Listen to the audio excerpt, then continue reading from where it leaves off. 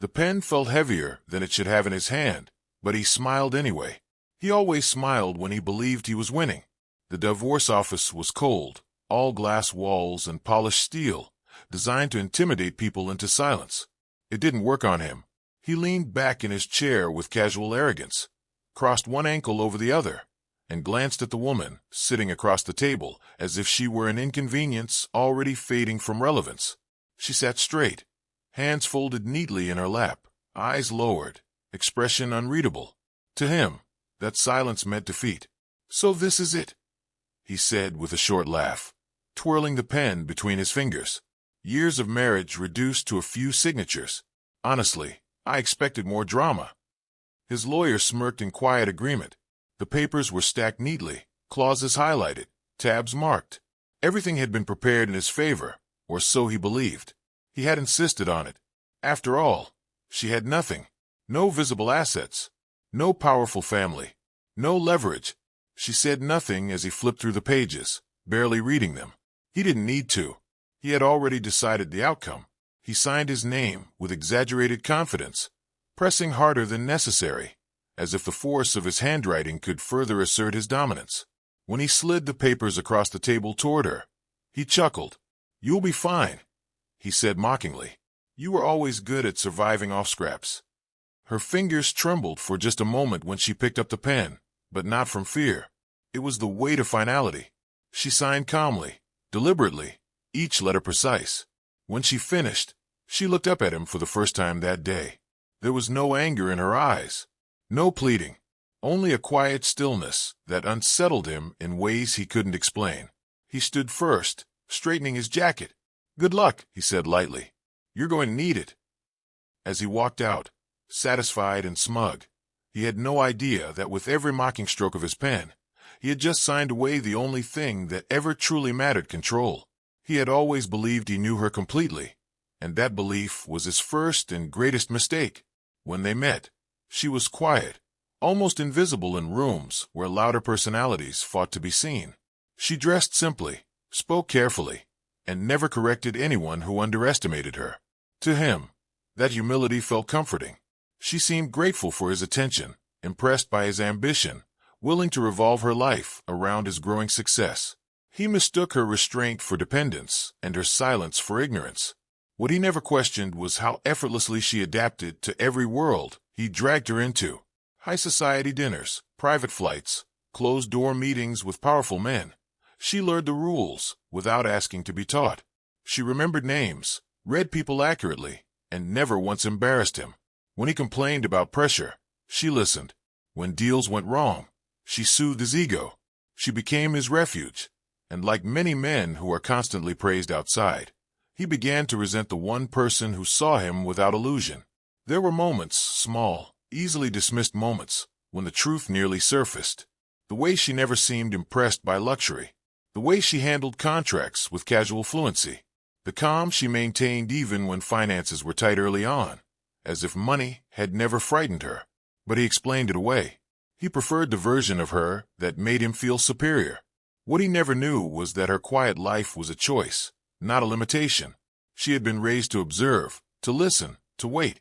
Wealth, real wealth, had taught her discretion long before she met him.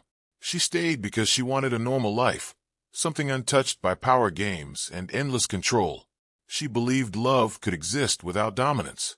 By the time she realized he no longer loved her but the idea of owning her, it was already too late for honesty. So she returned to what she had been taught from birth. Say little, reveal nothing, and never move until the outcome is guaranteed.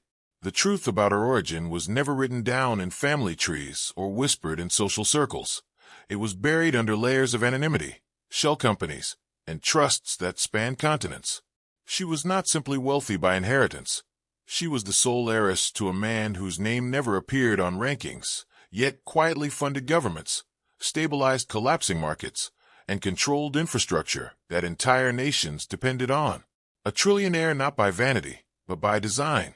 Her grandfather had built his empire on one unbreakable rule: real power survives only when no one knows where it lives. From childhood, she was trained differently than other heirs.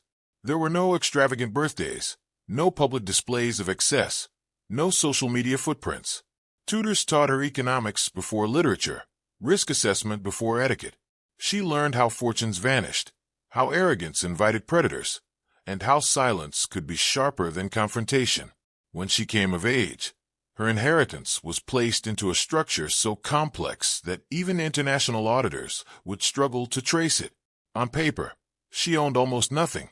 In reality, everything waited for her command. She chose to walk away from that world because she wanted a life unmeasured by power. Marrying him was part of that escape. She never lied outright. She simply never corrected his assumptions. When he boasted about providing for her, she smiled. When he spoke of his assets, she listened. The agreements protecting her wealth had been signed long before she met him, airtight and untouchable. Marriage for her was emotional. Business remained separate. When the marriage began to rot, the system quietly awakened. Notifications were sent. Legal guardians re-engaged. Trust executives who had not heard her voice in years received a single message: proceed. Nothing dramatic happened on the surface. No alarms. No sudden wealth display. Just gears turning far beyond his reach. While he believed he was divorcing a woman with no leverage, boardrooms across the world were already shifting in anticipation. The heiress had returned, not with noise, but with inevitability. What ultimately destroyed him was not betrayal, but patience. While he flaunted his independence and spoke openly about freedom, she was quietly reconstructing the world he believed he controlled. Every conversation he dismissed, every moment he underestimated her intelligence, became another opportunity. She didn't rush. She waited until emotions cooled, until arrogance blinded him completely. That was when the groundwork began. The legal architecture protecting her was activated subtly, without confrontation. Trusts that had been dormant for years shifted status. Clauses tied to marital stability, reputation risk, and abandonment quietly triggered processes designed decades earlier. She never needed to explain herself to lawyers, scrambling for clarity. They already knew. The system recognized her authority instantly. While he assumed silence meant weakness, it was simply compliance with a plan older and stronger than him. Even the divorce papers themselves were part of the design.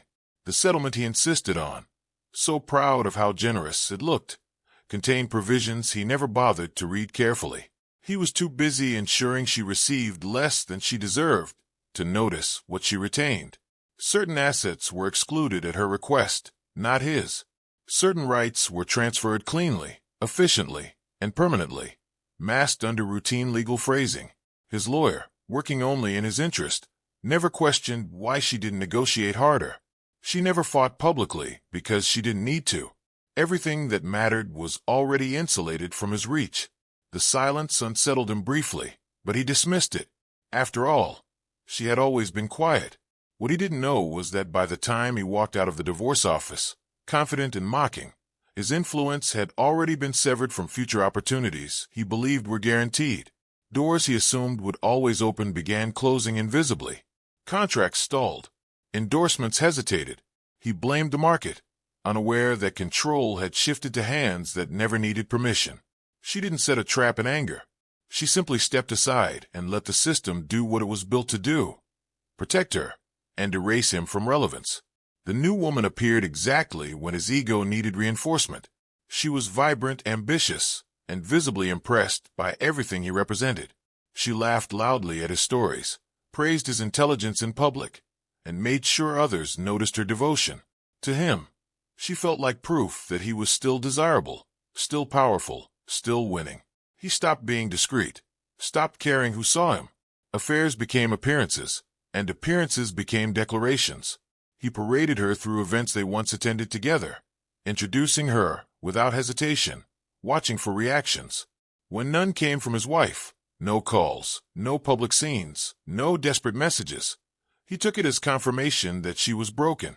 He spoke about her absence casually, as if she had faded by her own inadequacy. The cruelty became effortless. He enjoyed telling people that the marriage had run its course, that she couldn't keep up with his lifestyle anymore. What he didn't realize was that each public humiliation strengthened her resolve. Every photograph, every whispered rumor, every careless comment was archived, documented, and stored. Not for revenge, but for clarity. This was no longer about saving a marriage. It was about precision. The mistress mistook silence for surrender. She believed she had won something valuable. Unaware, she had stepped into a role already defined by disposability. He promised her visibility, influence, a future beside him. She believed him because she saw how easily he discarded the woman who had built him. What she didn't understand was that she was witnessing not power, but its decay. While he celebrated his freedom loudly, she watched quietly. The distance between them widened, not with chaos, but with control. And by the time he realized the public had begun to look at him differently, it was already too late to reverse the narrative. The divorce was finalized on a quiet weekday morning, deliberately unremarkable, exactly how he wanted it. He arrived late, relaxed, already planning lunch with investors afterward. To him, this was closure, a formality that confirmed his superiority. He skimmed the final documents with practiced boredom, trusting his confidence more than the text. The numbers looked good. The terms favored him. The language felt clean and decisive. He signed without hesitation, without curiosity, without respect. Across the table, she remained composed. There was no visible grief, no tremor of loss, only focus. When the final signature was placed, something subtle shifted in the room, though no one else noticed. Years of preparation crystallized into a single moment. What he believed was a fair settlement was, in reality, a carefully curated illusion. He retained what was loud and visible. She retained what mattered. Certain waivers he signed removed future claims he didn't realize he'd need. Certain acknowledgments severed him from protections he assumed were permanent. His eagerness to be done blinded him. He shook hands, offered a thin smile, and walked out lighter than he had entered, unaware that what he had just lost was weightless but absolute. She stayed behind briefly, confirming filings, answering routine questions with calm efficiency. When she finally stood, she felt no triumph, only relief. The chapter had closed exactly as designed. Outside, life moved on. Inside, legal systems far beyond his comprehension.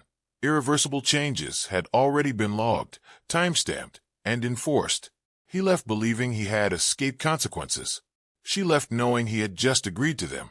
The revelation did not come with fireworks. It came with silence, then shock. Deals he expected to close stalled without explanation. Invitations slowed. Advisors grew cautious. A board he once dominated requested revisions, then oversight. He pushed back, irritated, confused. That was when the first truth surfaced, not from her, but from systems that no longer responded to him. Financial institutions began treating him differently. Access was delayed. Authority questioned. When he demanded answers, they came in fragments. Legal language too dense to dismiss. Names surfaced. Entities he had never heard of. Trusts he had no visibility into. Influence he had unknowingly brushed against for years. All of it traced back to one point of origin. Her name. The media followed shortly after. A quiet investigation. A leaked document. Analysts connecting dots they had never thought to question. The woman he had dismissed as ordinary was suddenly identified as the sole beneficiary of a global financial structure older and larger than his entire career. Headlines didn't mock him. They didn't need to. The contrast was enough. He tried to reach her. Calls went unanswered. Messages returned by intermediaries. Lawyers spoke where she did not. Every attempt to reclaim relevance only confirmed his loss of it. He replayed memories obsessively, searching for signs he had missed. They were everywhere now, painfully obvious. The realization crushed him not because of money, but because of scale. He hadn't just underestimated his wife. He had misunderstood power itself. The aftermath of Derek's downfall was both subtle and devastating. Unlike a sudden scandal, it unfolded with quiet inevitability. The man who once commanded every room he entered, whose charm and confidence bent the world to his will, found himself increasingly irrelevant. Invitations that had once arrived on gold embossed stationery no longer came. Investors he had leaned on for years requested explanations he couldn't provide. Deals that he assumed were guaranteed faltered without reason. Every handshake that had previously meant agreement now seemed hollow. Slowly, his empire contracted, not violently, but systematically, almost invisibly. leaving him isolated and powerless in a world he had thought entirely under his control. Isabella, once basking in the illusion of influence, discovered her position was temporary, built entirely on his arrogance. The lavish gifts, public appearances, and whispered promises evaporated overnight. She had been a player in someone else's game, and the realization hit her hard. No matter how glamorous or intelligent she thought herself, she had underestimated the woman she had mocked from the sidelines. In public eyes, her allure now seemed shallow. In private, she had been outmaneuvered in ways she would never fully recover from. Meanwhile, Sophia's rise was quiet but undeniable. She never broadcasted her triumphs, never needed applause or recognition. She moved with the calm certainty of someone who knew the rules of power better than anyone else in the room. Her decisions were strategic, her interventions invisible until their impact could no longer be ignored. Boards, investors, and executives aligned themselves naturally with her vision, responding to her directives with trust and respect, often without knowing why. The child she had carried, born into a life secured by her foresight, became the living symbol of her success. Every move she made was deliberate, ensuring her family's future would remain untouchable. The poetic irony was bitterly sweet. Derek had believed his mockery at the signing of the divorce papers marked victory. Yet he had not only underestimated her, he had underestimated the systems she controlled, the wealth she commanded silently, and the patience she possessed. While he wandered through a shrinking world of influence, the woman he thought powerless quietly cemented her authority, expanding her power with elegance and discretion.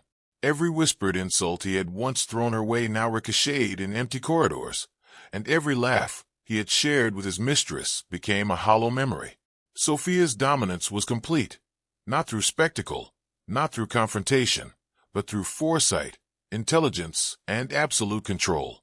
She had taken the ultimate revenge, without ever showing her hand publicly. Derek had signed the papers mocking, but it was he who had signed away the very leverage he believed to possess.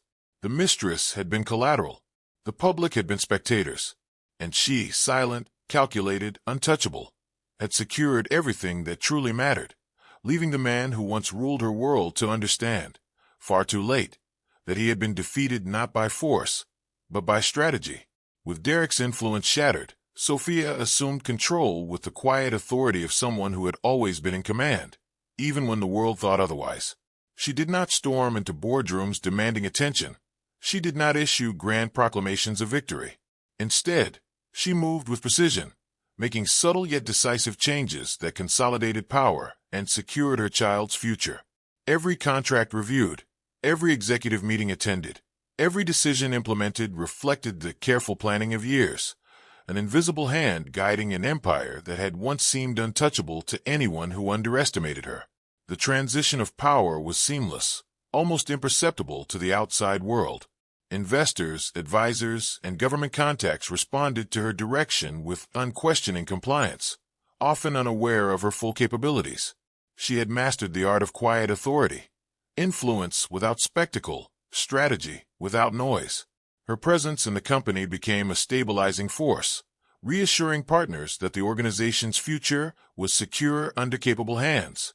Her decisions were deliberate, ethical, and far-reaching, ensuring that no misstep could undo the legacy she had inherited and carefully protected. Meanwhile, Derek, once cocky and dismissive, found himself irrelevant. He attempted to intervene in matters he once dominated, only to encounter insurmountable legal and financial barriers. Every move he made was anticipated, every strategy countered, yet he could never pinpoint the cause. The irony was exquisite. The woman he mocked, dismissed, and underestimated now commanded the very world he had believed belonged solely to him. His arrogance had blinded him to her true strength, leaving him powerless to reclaim even a fraction of what he once considered his domain. Sophia's authority extended beyond wealth. It was the embodiment of foresight, intelligence, and resilience. Her child, born into security, symbolized the permanence of her dominance. Through strategy, patience, and unwavering focus, she had transformed past vulnerability into enduring power. Derek's downfall was complete, not through scandal or violence, but through a subtle, relentless recalibration of the world around him, one that only Sophia could execute with such quiet mastery. The empire he thought was his had always been in her hands, patiently waiting for the right moment to reveal its true ruler. The final chapter of Derek's arrogance unfolded not with chaos, but with quiet inevitability. The city he had once commanded with charm, wit, and wealth now seemed indifferent, as though the universe itself had shifted around him. Skyscrapers reflected the same lights. The streets buzzed with familiar energy, but Derek walked through it like a ghost. Invitations that had once come on gilded stationery now failed to arrive. Board meetings he assumed he would dominate were rescheduled or ignored. Deals he had considered guaranteed stalled without explanation. He attempted to call associates, advisors, and former friends, only to be met with politeness masking polite distance. The network he had relied upon, the carefully cultivated image of power, had quietly dissolved around him. The man who had mocked his wife for her silence now understood, too late, that he had been living in a carefully constructed illusion. Sophia, in contrast, moved through life with calm, deliberate authority. She did not need to announce her triumph. It was visible in the respect her decisions commanded and the smooth functioning of the empire she now controlled.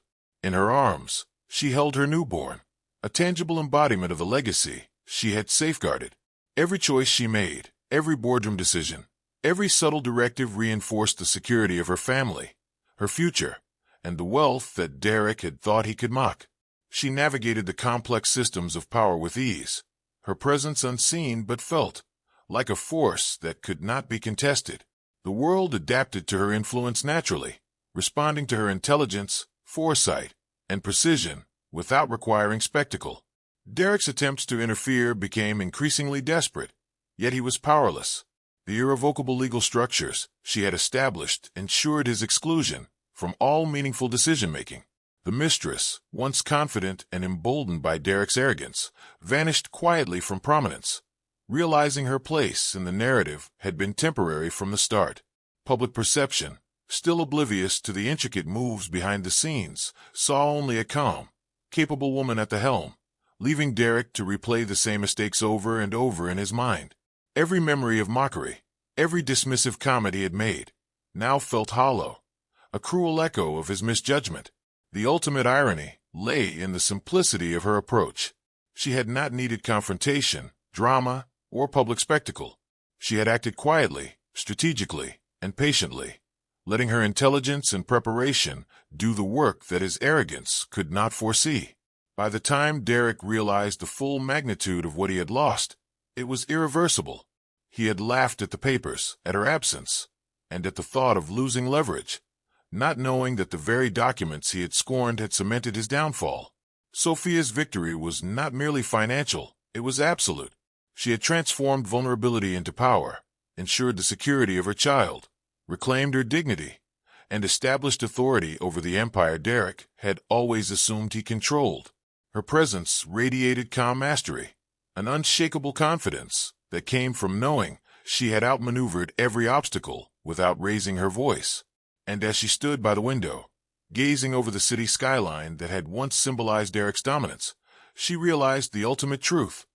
The world, for all its noise and glitter, had always been hers to guide. The story closed with perfect irony and satisfaction. Derek had flaunted arrogance and mocked her absence, yet it was he who had signed away the leverage he thought invincible. The mistress had vanished, powerless to affect the outcome. The public, oblivious to the intricate precision of her strategy, only saw success quietly exercised. And Sophia, intelligent, patient, and unassailable, had secured everything that truly mattered, proving that true power does not demand recognition. It demands strategy, patience, and an unshakable mind. He flaunted control. She secured destiny.